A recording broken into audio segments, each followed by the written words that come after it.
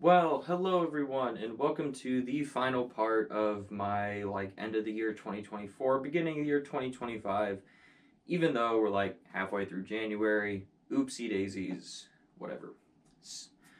So today we have my top 10 most anticipated films for 2025. This one is probably going to go very quick because I don't have a lot to say on these movies just because I haven't seen them yet. So, yeah, these are the 10 movies I am most looking forward to this year. So, number 10 is going to be The Black Phone 2. I really enjoy the first Black Phone film, so seeing that it's getting a sequel has me very intrigued, although I'm not sure what you're going to do in a sequel. That is the only reason that it is not higher on the list is I don't know what they're going to do here because that first one's a pretty self-contained story that could have been a really good one and done, but it did well, and so now they're making a sequel. I just don't know what this movie's going to be. I am going off the assumption that it's going to be as good as the first one, so I'm looking forward to it. Number 9 is going to be Wicked for Good or Wicked Part 2. I absolutely loved Wicked Part 1. Biggest surprise of the year for me last year and in my top 5 favorite films of 2024.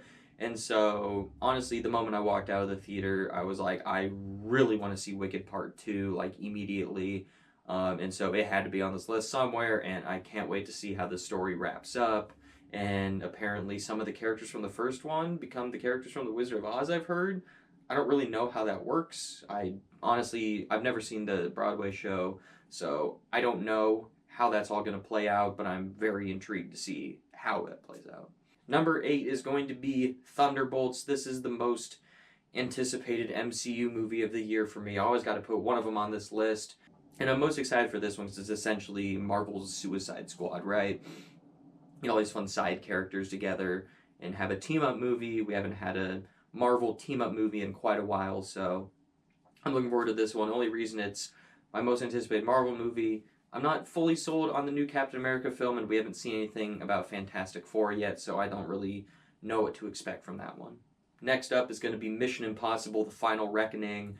This franchise is just firing on all cylinders for these last 3 movies have all been fantastic. I'm not the hugest Mission Impossible fan, but I do certainly enjoy pretty much all of them. The last one, Dead Reckoning, not part 1 anymore, it's just Dead Reckoning, was my favorite of the franchise. And then before that one came out, Fallout, the newest one previous, was also my favorite of the franchise. So if they continue that trend, this one should be also my new favorite of the franchise and also within my top 3 of the year. So these movies just are incredible, have great action, so really looking forward to seeing this one on the big screen.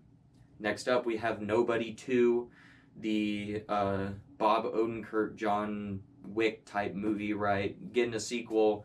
I want to see Saul Goodman kicking ass again. So, yeah, that's pretty much all. That's pretty much why I want to see this one. Love Bob Odenkirk. Love the first Nobody. I love that style of action and stuff. So, naturally, I'm very excited for this one. Next up, might be a little controversial. It's this low, but screw it. Number 5, Superman. I'm not the biggest Superman fan. I've seen all the Christopher Reeves films. They're good. I enjoy, well, not all of them. The first 2 are good. I don't really care for 3 and 4 is terrible. And then I really liked what Zack Snyder did with the character, so I'm very interested to see what James Gunn's going to do with the character. Very interested to see how this new DCEU is going to work out. But I'm just not as big on DC as I am Marvel, I guess. And I'm not as big on Superman as I am everyone else. But the trailer looked interesting, so I'm hoping that this is a win for DC and they can finally get the shared universe that they deserve. Number 4, and this is where I really get in trouble for postponing and procrastinating doing these videos, is Wolfman. By the time this movie releases, I will have already seen this film.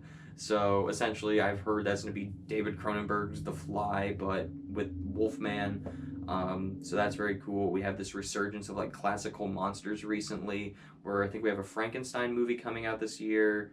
This announced a Mummy film. We just got Nosferatu in December. Leigh Whannell did The Invisible Man a few years ago, and Leigh Whannell's doing this one, so I have all the faith in the world that this is going to be another awesome spin on the classic Universal monsters. So, yeah, go check this out. It's probably good. If it's not good, then I don't know. Number 3 is going to be The Monkey. This is the newest Osgood Perkins film. He's the guy that did Long Legs. I really enjoyed Long Legs. I checked out some of his other work, and I really enjoyed that too. So him doing this, what the trailer shows like a Final Destination-y type movie with a demonic toy monkey, you know, one of those drumming monkey things. That sounds really cool and really fun. It's from a director I enjoy, so yeah, I'm just looking forward to this one. This looks like a gore fest, so yeah. Now I move to the top 2, and both of these are pretty solid top 2. There's a pretty sizable gap between number 3 and my top 2. And if you know me, these aren't going to be surprises at all. Number 2 is going to be Ballerina, the new John Wick movie, pretty much the spin-off John Wick movie. I think this one takes place between 3 and 4. I absolutely adore the John Wick franchise. It is one of my favorite franchises of all time, certainly my favorite action franchise of all time. And they all knock it out of the park for me. Like, pretty much all of them are fantastic films. Every single one of them's in like my top 3 of the year. So absolutely adore this franchise. I have all the faith in the world this one's going to be fantastic as well. So I absolutely cannot wait to get another fix of the John Wick universe. But coming in number 1, again, not a surprise to anyone, is going to be the Five Nights at Freddy's movie 2. I mean, come on, you knew it had to be there. I love the Five Nights at Freddy's games. I have a lot of nostalgia for them. I absolutely love the first film. That out of like everyone I know, I probably love that movie way more than everyone combined. Love the first one. My favorite video game adaptation. I know, whatever. I know it's kind of weird to say that because a lot of people are like, yeah, this isn't very good. But, you know, like, as a fan of the games, I absolutely loved what they did. So, we have that one teaser poster with Toy Freddy on it. It looks just as great as the designs from the first movie. I can't wait to see what they do to expand out this story here. Hopefully we get a lot more Matthew Lillard in there. And we're getting all the other returning characters as well. I can't wait to see them again.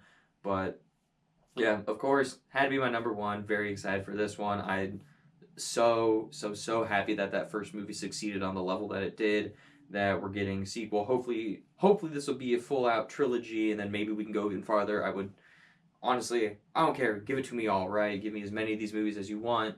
It's basically just printing money for Blumhouse, so I don't see why they wouldn't. So, yeah, of course, my most anticipated movie of 2025 is the Five Nights at Freddy's movie 2. So that does it. Those are my top 10 most anticipated movies of 2025. Let me know down in the comments what some of your most anticipated movies of 2025 are, and let me know if any of my picks are crazy or stupid, you know. Anyways, that will do it for this video, and as always, thank you so much for watching, and have a great rest of your day.